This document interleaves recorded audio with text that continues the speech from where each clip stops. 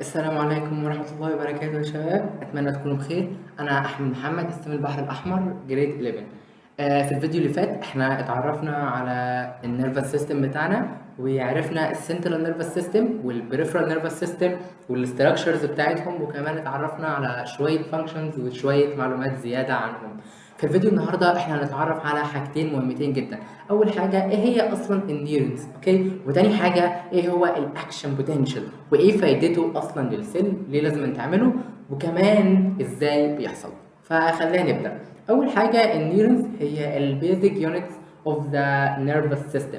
زي ما عرفنا المره اللي فاتت عن البريفرال نيرفس سيستم ان هو الاستراكشر بتاعه عبارة عن شوية نيرفز اللي هي شوية أعصاب، وقلنا إن شوية النيرفز دي بتكمبوزد من شوية نيورونز، وقلنا إن النيورونز دي هي البيزك يونت للنيرفس سيستم، هي الوحدة الأساسية البنائية للنيرفس سيستم، هي الخلية العصبية. ودلوقتي هنبدأ نتعرف على الاستراكشر بتاع النيورون. اوكي، الاستراكشر بتاع النيورون بيبدأ بحاجة مهمة جدا وهي السيل بادي، واوقات بنسميها سوما. اوكي، طب هو ايه فايدته، ايه الامبورتنس بتاعته؟ اول حاجة السيل بادي دوت بيكونتينز النيوكليوس، دي حاجة مهمة جدا يعني. اوكي، النيوكليوس هو تعتبر العقل المدبر للخليه، فان هو يكونتين النيوكليوس دي حاجه مهمه جدا. فهو اول حاجه بيكونتين النيوكليوس، تاني حاجه بيكونتين الاذر اورجانيلز. ايه هي الاذر اورجانيلز؟ اذر اورجانيلز مهمه جدا زي الميتوكوندريا، لانها هتوفر الطاقه للخليه عشان تعمل الفيتال اكتيفيتيز بتاعتها.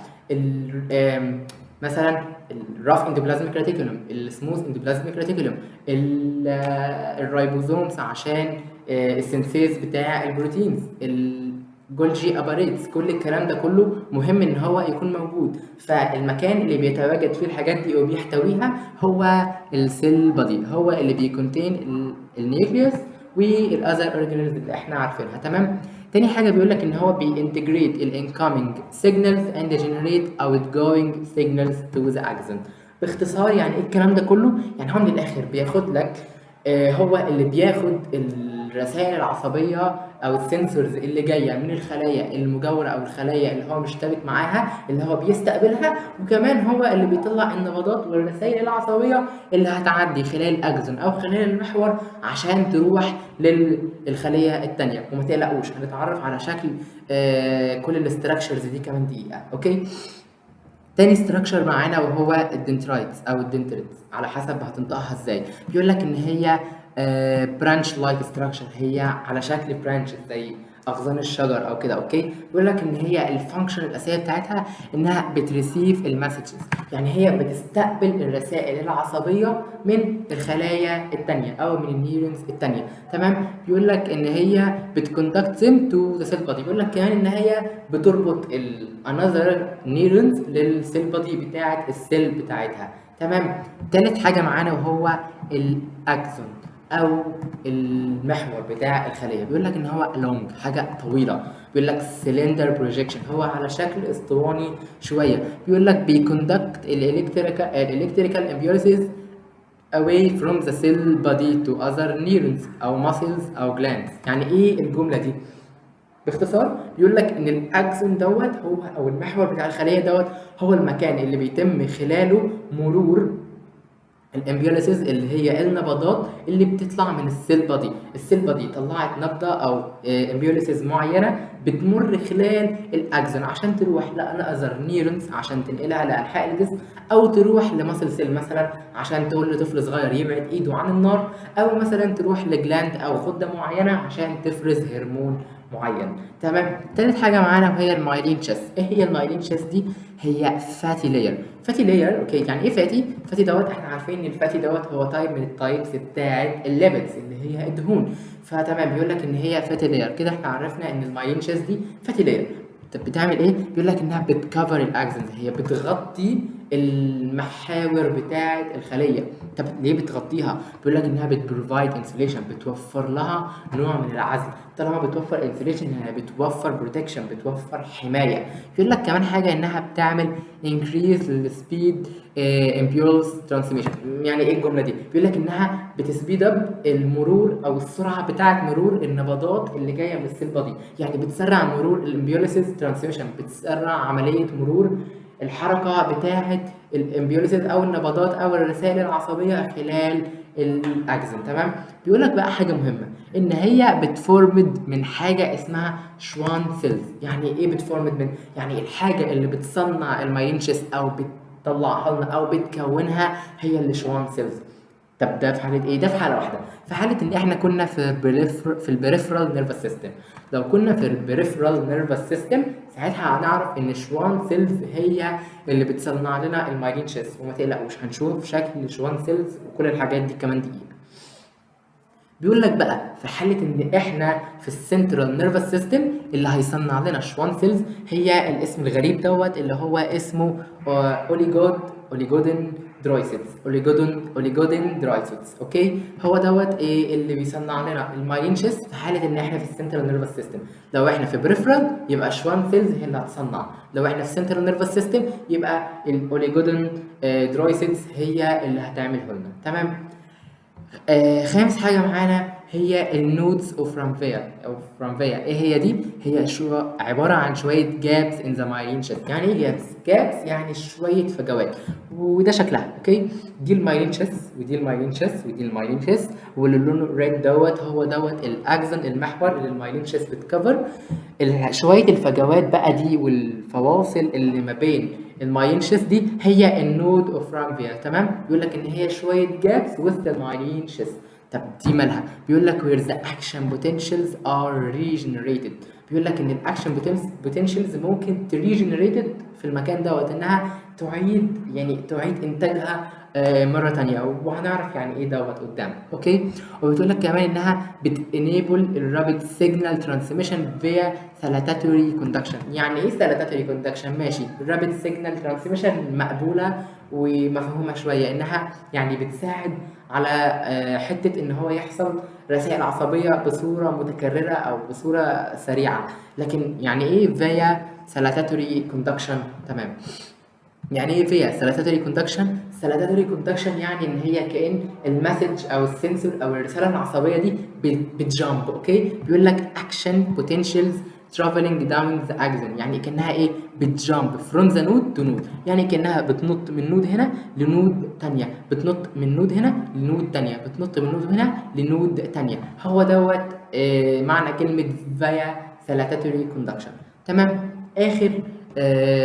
اخر حاجه معانا وهو الاكزون تيرمينالز. الاكزون تيرمينالز دوت اللي هو الاند بوينت بتاعه الاكزون، اللي هو التفرعات الشجيريه اللي بتكون في الاخر. انا مش متاكد اسمها تفرعات شجيريه ولا لا، بس هي يعني الاكزون تيرمينالز دي هي الاند بوينت بتاعه الاكزون. تمام. بيقول لك ان هي الاند بوينت بتاعه الاكزون اللي هي المكان اللي بيتم فيه الرسائل العصبيه اللي هي نيورو ستيمرز نيورو ناسيماترز. اوكي، بيقول لك ان هي بتريليز وبتكوميونيكيت مع الانذر نيورونز. يعني في المكان بتاع الاكزون تيرمينال دوت هو المكان اللي نقدر ان احنا نكوميونيكيت مع انذر نيورون او تارجت سيل. تارجت سيل دي ممكن تكون ماسل سيل بتقول للسيل بتقول للماسل سيل حاجه معينه عشان نتحرك او نعمل حاجه معينه، او لجلاند معينه غده معينه عشان تفرز هرمون.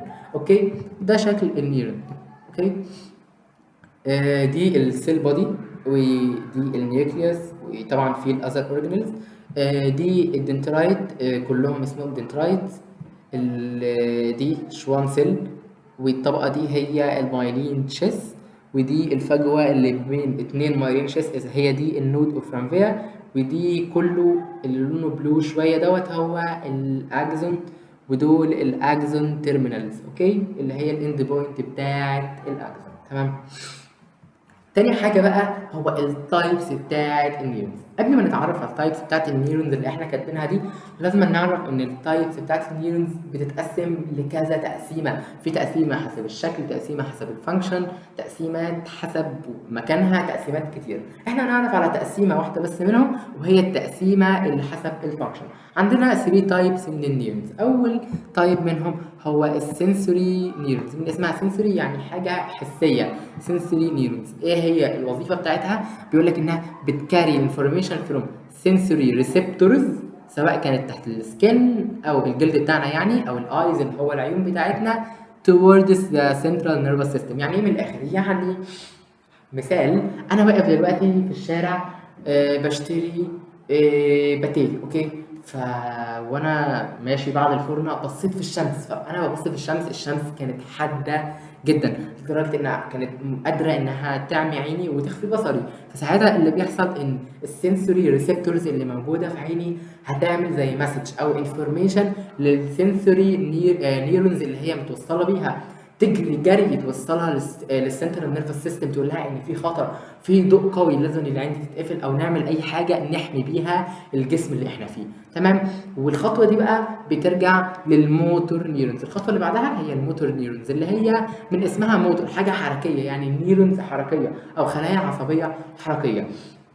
دي بقى بتعمل ايه؟ دي بتكاري الانفورميشن فروم ذا سنترال نيرفس سيستم لحد الماسلز اند جلاندز. يعني ايه؟ يعني بعد ما انا خلاص عيني كانت هتتحرق والريسبتورز ادوا انفورميشن للسنسوري نيورونز تروح للسنترال نيرفس سيستم بسرعه تقول له ان في خطر على العين وضوء قوي جدا، اللي بياخد الخطوه اللي بعدها وبيتسلم الشغل هو الموتور نيورونز. بيبدا يعمل ايه؟ بيكاري الانفورميشن من السنترال نيرفس سيستم للماسلز او الجلاندز بتاعتي، بياخد على طول الانفورميشن ويروح لعضلات عيني ويقول لها اقفلي بسرعه او اقفلي الجفن بسرعه عشان العين ما تتاذيش، او وات ايفر الجسم الجزء بتاع الجسم اللي هو متعرض لاذيه بقى وبيحاول ان هو يهرب منها. هو دوت الموتور نيورونز بيعملوا، والسنسوري نيورونز بيعملوا وظيفتين شويه عكس بعض.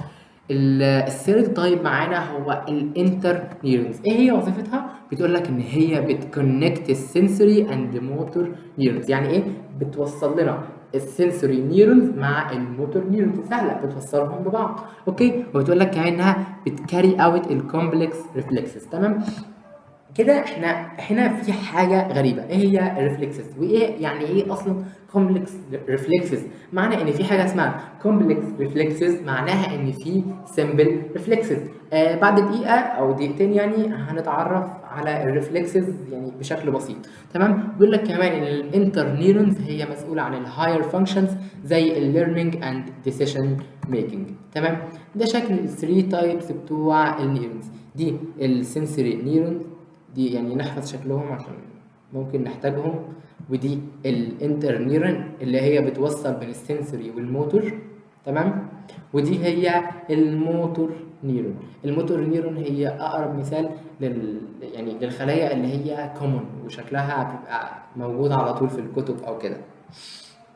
تمام. كده اتعرفنا على الثري تايبس بتوع النيورونز وعرفنا الاستراكشرز. دلوقتي يعني في لفظ محتاجين نعرفه، هو يعني ايه كومبلكس ريفلكسز؟ يعني ايه ريفلكسز اصلا؟ ريفلكسز، اوكي. هنعرف يعني ايه ريفلكسز وبعدين نوضح الكلام الغريب دوت اللي في الصوره. تمام. كلمه ريفلكسز جايه يعني مش جايه من حاجه، او كلمه ريفلكسز من الاخر من الاخر هي الحاجه اللي بتحصل انفولانتري بدون تفكير منك، اللي هو انا ماشي الشوز بتاعي دخل فيه مسمار او دخل فيه شوكه، فورا انا يعني بشد رجلي من على الارض عشان ابعد عن المسمار دوت. واحد بدون قصد حط ايده على شوكه صبار فورا بيشد دراعه او ايده عن الصبار. طفل صغير حط ايده على النار فورا بيشد ايده عن مصدر الهيت دوت. كل الحاجات دي انفولانتري لا اراديه، انت مش بتتحكم فيها. لان الحاجه دي انت ما خدتش وقت انك تفكر، مخك او البرين بتاعك ما لحقش اصلا ان هو ياخد فكره عن اللي بيحصل عشان انت تبتدي تفكر انا هعمل ايه. البتاع دوت او الحاجه دي حصلت انفولانتري على طول في الحبل الشوكي، اوكي. ايه بقى الفرق بين الكومبلكس ريفلكسز والسمبل ريفلكسز؟ الفرق حاجه بسيطه، في حاجه اسمها سيمبس، في حاجه اسمها ايه سينابس، او على حسب هتنطقها ازاي. حاول اكتبها هنا، اي سينابس، اوكي. اوكي. ده ايه السينابس دي؟ السينابس دي هي الريجن او المنطقه اللي فيه تو نيورونز بيتصلوا مع بعض. يعني مثلا الحته دي كده نقدر نقول عنها انها ساينابس او سينابس حسب هتنطقها ازاي. الحته دي تعتبر سينابس، ولو دوت اتوصل مع دوت المنطقه اللي ما بينهم هنقدر نسميها سينابس. يبقى السينابس دوت هو المنطقه او الريجن اللي فيها two neurons be connected to each other، اوكي. ايه الفرق بقى بين الكومبلكس برضو والسيمبل؟ انا ما عرفتش. تمام. لما احنا يكون عندنا one synapse بس زي دول، دي سينابس واحده، منطقه واحده متوصل فيها تو نيرونز مع بعض، ساعتها بيكون سمبل ريفلكسز او سمبل ريفلكس، لان احنا عندنا 1 سينابس بس، 1 سينابس بين النيرونز اللي بتنقل الاشارات او المعلومات العصبيه. لكن لو احنا عندنا انتر نيرون وساعتها حصل معانا اكتر من سينابس واحد، more than one سينابس، ساعتها بيكون كومبلكس ريفلكسز، وده بيحصل في السباينال كورد زي ما هنشوف في الصوره دي. تمام كده احنا عرفنا الفرق بين السيمبل والكومبلكس ريفلكسز، وقدرنا نعرف نبذه عن السينابس. اوكي، دوت زي مقطع عرضي للسباينال كورد. اوكي، اول حاجه لو لاحظنا ان في واحد ايده لمست النار. اوكي، ايده لمست النار، في حاجه لونها احمر، في نيرفز لونها احمر، النيرفز اللي لونها احمر دي بتنقل حاجات، بتنقل انفورميشن من الريسبتورز اللي تحت الجلد. طالما بتنقل من الريسبتورز لحد السنترال نيرفس سيستم من غير ما نفكر، دي سنسوري، من غير ما نقرا، من غير ما نعرف اي حاجه. النيرفز اللي لونها ريد دي سنسوري نيرونز. ليه؟ لانها نقلت الانفورميشن من السنسوري ريسبتورز اللي عند السكان وراحت تنقلها لحد السنترال نيرفس سيستم عند عند السباينال كورد. اوكي، بعد بقى ما الانفورميشن دي راحت للسباينال كورد عشان يحصل ريفلكس بطريقه انفولانتري، انت حتى مش بيلحق يروح للبرين بتاعك عشان البرين يفكر انت تسحب ايدك ولا تعمل ايه، لا، انت دي حاجه انفولانتري، انت لازم تنقذ نفسك، وجسمك يعني عقلك او مش عقلك بقى، السنترال نيرفس سيستم بتاعك بيحاول ينقذك من الظروف اللي انت فيها او الظرف الخطر، ويحاول يخليك امان لاطول فتره ممكنه ويبقى احسن طريقه من غير خسائر. تمام، فبعد ما النيرفز اللي لونها احمر دي اللي هي السنسوري نيورونز ودت الانفورميشن للسنترال نيرفس سيستم عند السباينال كورد، في بقى حاجه هنا اللي لونها جرين شويه، اللي مش عارف شايفينها ولا لا، اللي هنا دي